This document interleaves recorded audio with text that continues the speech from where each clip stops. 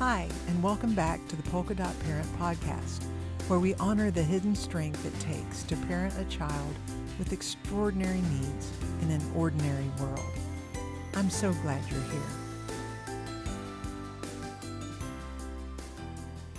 Today's episode is about something that every special needs parent faces at some point: judgment, shame, and misunderstanding from the world around us. Sometimes it's a sideways glance at the grocery store. Sometimes it's an unsolicited comment from a relative. Sometimes it's a teacher who just doesn't get it. And sometimes the harshest voice is the one in our own heads. Let's talk about that. And let's talk about how to hold on to your center, even when the world doesn't understand your child or your parenting.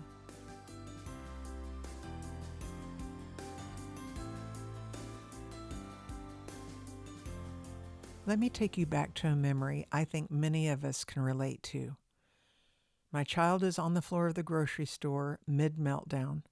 I'm trying to keep my voice calm, trying to stay grounded, trying to remember the co-regulation plan we practiced. Meanwhile, a stranger walks by with a look that says, "That kid just needs discipline." That look, it stings. Even if you know it's coming, even if you've told yourself not to care. The world still expects certain behaviors from children, and when your child's neurodivergence or needs don't fit that mold, it can feel like you're constantly being watched and judged. And sometimes that judgment makes its way inside. You start to think, am I doing something wrong? Should I be able to stop this? Do they think I'm a bad person? Let's name this for what it is. External misunderstanding creates internal shame. And if we don't pause and confront it, that shame can grow roots.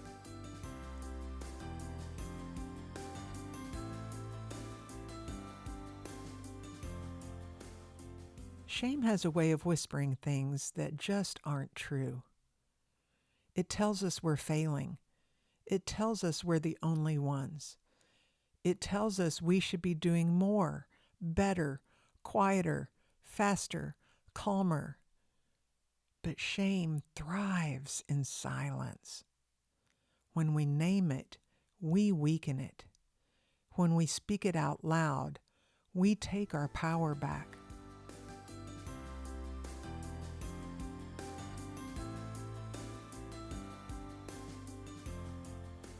Here's something Brené Brown teaches that always stayed with me. Shame cannot survive being spoken. It cannot survive empathy. So let's say this plainly.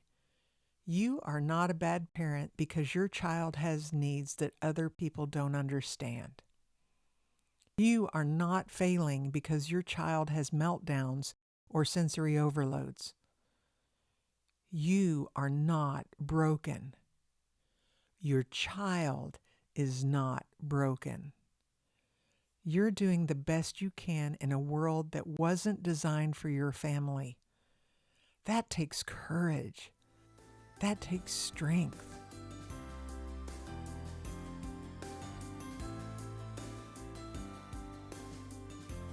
We all need a circle. It doesn't have to be big, but it needs to be safe. Ask yourself, who are the people in your life who understand without you having to explain everything? Who can hold space for your stories without offering fixes or judgment? Who reminds you that your child is more than a diagnosis? If you don't have that person yet, I hope this podcast can be that voice in your week. And until your circle grows, here's something powerful you can do. Be your own safe space.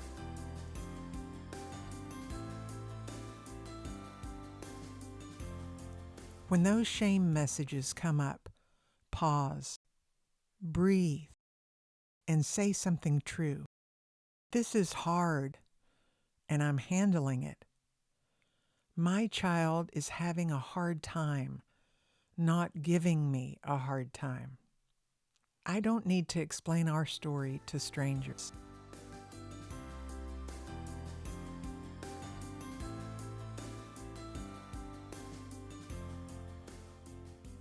Let's get practical for a moment. Here are a few phrases you can keep in your pocket for the next time someone judges or misunderstands. Number 1, actually, my child processes things differently. Number 2, we're working with a team that understands our needs. Number 3, thanks for your concern, but we've got this. Number 4, the classic. We're all just doing our best here, aren't we? You don't owe anyone your full story. You don't need to defend your parenting. You don't need to make sense to people who aren't walking your path. Your job isn't to meet the world's expectations. Your job is to meet your child's needs. And you are doing that, even when it's hard, even when the world doesn't get it.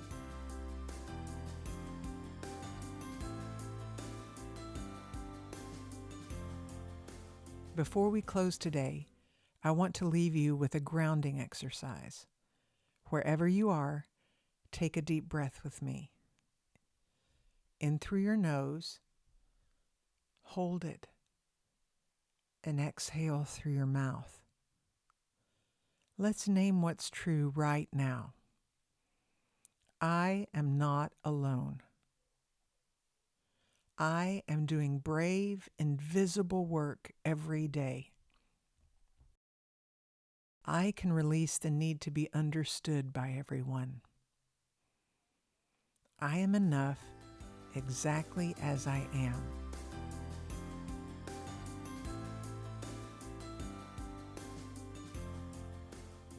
Thank you for being here, Polka Dot Parent. You are seen, you are strong, you are not alone. If today's episode resonated, take a moment to reflect with a journal companion. You'll find thoughtful prompts to help you process, reframe, and reset. Until next time, keep showing up, not perfectly, but faithfully. That's endurance, and it's more than enough.